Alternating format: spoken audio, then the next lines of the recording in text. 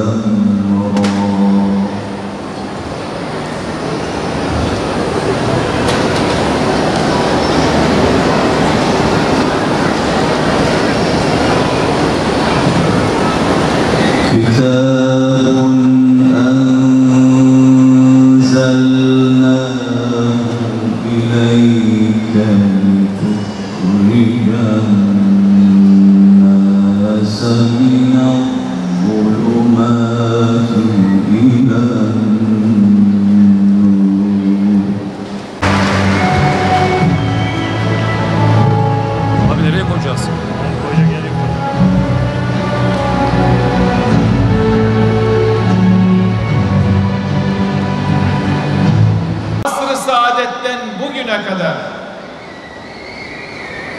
Kur'an hizmetinde emek veren, ter döken, hafızlar yetiştiren nice kurralarımıza, reisül kurralarımıza, şeyhül kurralarımıza, hafız yetiştiren hocalarımıza, ahirete irtihal etmiş olanlara Yüce Rabbim rahmet eylesin. Hayatta olanlara sağlıklı uzun ömürler, hayırlı ömürler nasip eylesin. Resul Efendimiz sıkıntılara girdiği zaman imdadına yine Kur'an yetişti. Elem neşrah leke sadrek, senin göğsünü, kalbini açmadık mı? Ve vada'na anke bizrakellezî engada zahrak, belini büken o yükünü üzerinden almadık mı? Ve rafa'na leke zikrak, senin şanını yüceltmedik mi?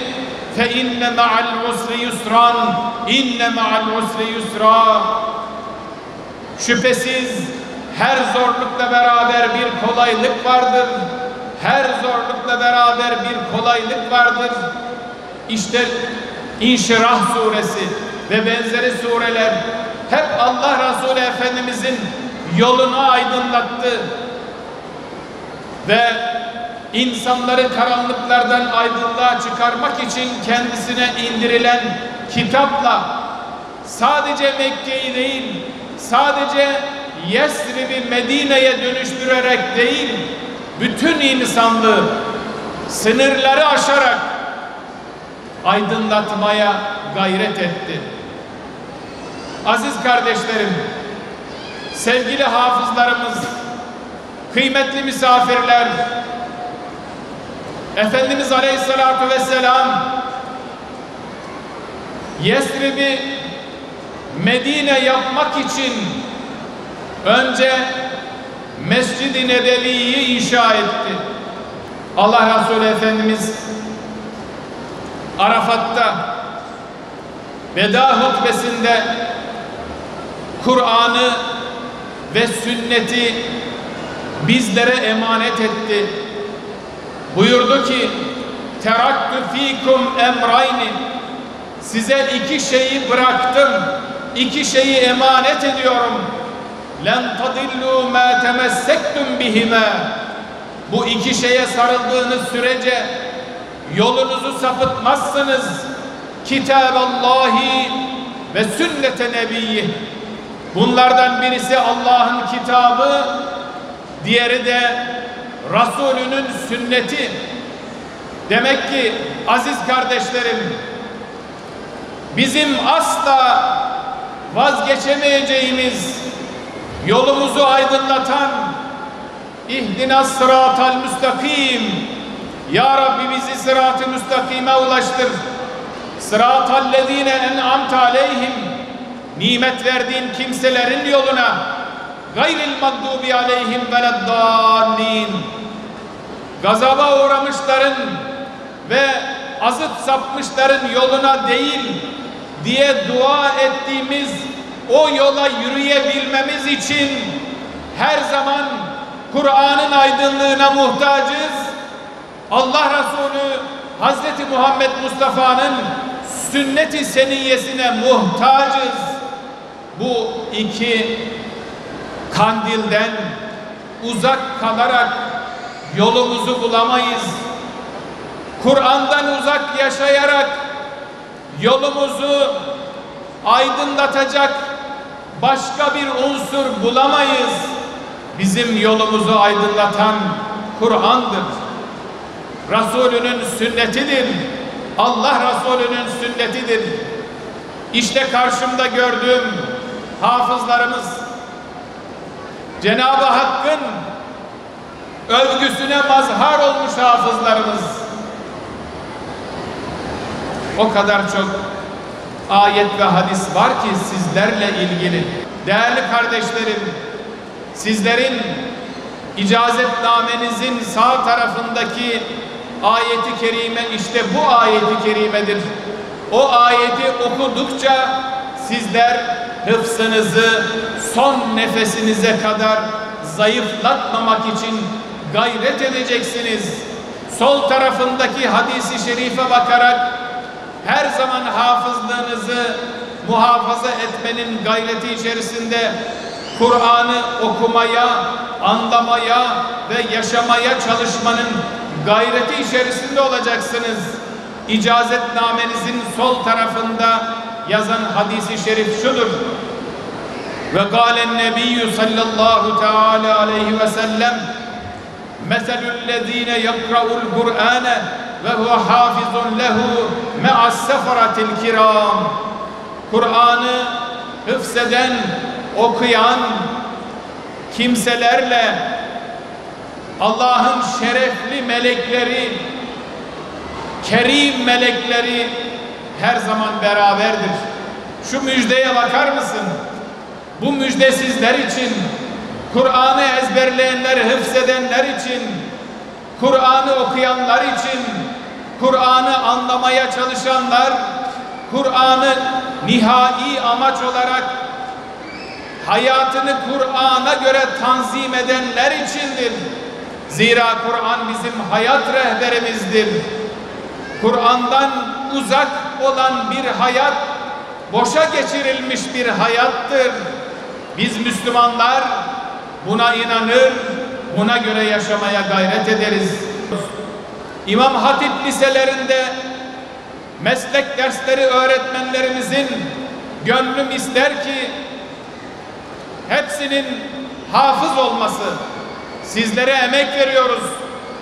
Hem Diyanet İşleri Başkanlığımız olarak, hem Milli Eğitim Bakanlığımız, Din Öğretimi Genel Müdürlüğümüz olarak, müftülüklerimiz, Milli Eğitim Müdürlüklerimiz sizlere verdiğimiz o emeğin karşılığını hem Diyanet İşleri Başkanlığı'nda hizmet ederek hem Milli Eğitim Bakanlığımızın İmam Hatip liselerinde, ortaokullarda, liselerde Kur'an öğretmeni olarak, Peygamber Efendimizin hadisi dersinin öğretmeni olarak sizlerden bu milletin çocukları hizmet bekliyor. Yetmiyor. İlahiyat fakültelerimizde ülkemizde 100'ün üzerinde, son rakam 106 idi.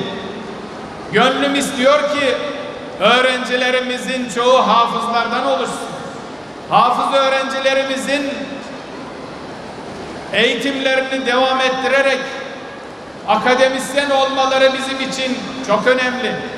İçinizden tefsir profesörü, hadis profesörü, kelam, mantık, dinler tarihi, din sosyolojisi, din psikolojisi, 20 ana bilim dalı var ilahiyat fakültelerinde.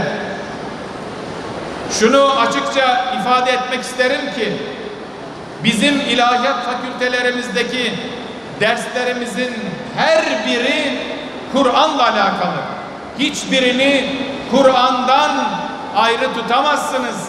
Mutlaka derste, sınıfta hangi dersin hocası olursa olsun Kur'an-ı Kerim'den bir ayete danışmak zorunda, bir ayete başvurmak zorunda. Efendimiz Aleyhisselatü Vesselam'ın hadislerine başvurmak zorunda. İlahiyat fakültelerimizin dersleri bu şekilde yapıldığında öyle bereketli oluyor, öyle bereketli oluyor ki sizleri ilahiyat fakültelerindeki bu derslere talebe olarak katılmanızın bizim için, milletimiz için ne büyük bereketlere vesile olacağını düşünüyorum.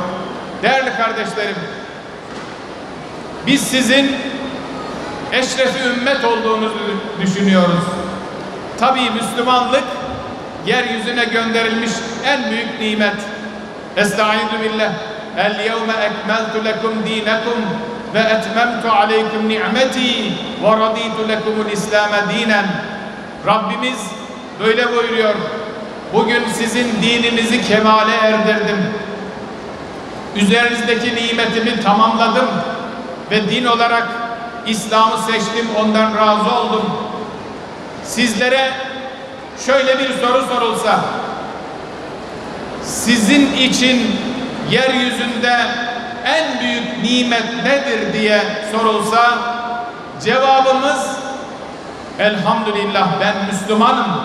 Müslüman olmuş olmaklığım benim için en büyük nimettir. Çünkü Rabbimiz böyle buyuruyor. İslam'ı bir nimet olarak tanıtıyor bize Rabbimiz. Müslümanlar içerisinde de Efendimiz Aleyhisselatü Vesselam'ın müjdesiyle hadis-i şerifte ümmetimin en şereflileri hafızlardır. Hamele-i Kur'an'dır buyuruyor. Kur'an'ı zihninde, gönlünde, kalbinde taşıyanlardır buyuruyor. İşte bu müjdelere nail olmuş olmanız sizin için çok büyük bir nimettir. Bu nimetin kıymetini iyi bilelim. Kutlu bir makam ve fazilet olarak övülmüştür. Hafızlığın en mükemmel timsali olan Peygamber Efendimiz ve sahabe Kur'an'ı sadece hifzetmekte kalmamış, bizatihi hayatlarında da tatbik etmiştir. Bu sebeple hafızlık sadece Kur'an-ı Kerim'in lafzını hafızaya nakşetmekle bitmemektedir. Hafızlık Kur'an'ın manasını ve hükümlerinde kalplere işlemekten, onu yaşamaktan, yaşatmaktan ve bu surette hayata hakim kılmaktan geçmektedir.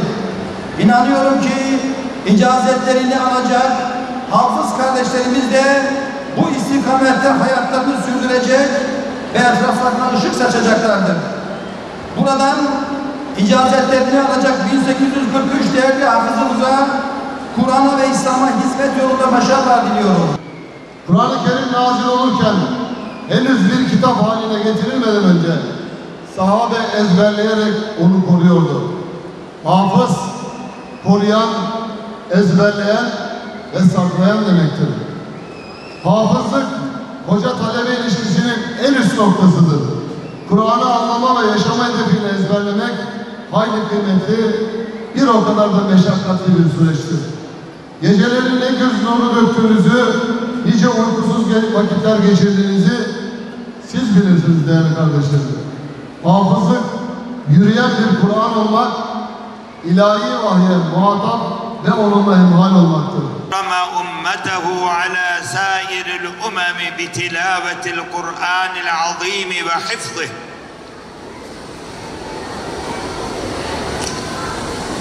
والصلاة والسلام على سيدنا وحبيبنا وشفيع ذنوبنا ونبينا محمد بن عبد الله والدينا وعن مشايخنا وعن أساتذتنا وعن جميع المؤمنين والمؤمنات وارضهم عنا يا أرحم الراحمين. اللهم انصر رئيس دولتنا نصرا عزيزا.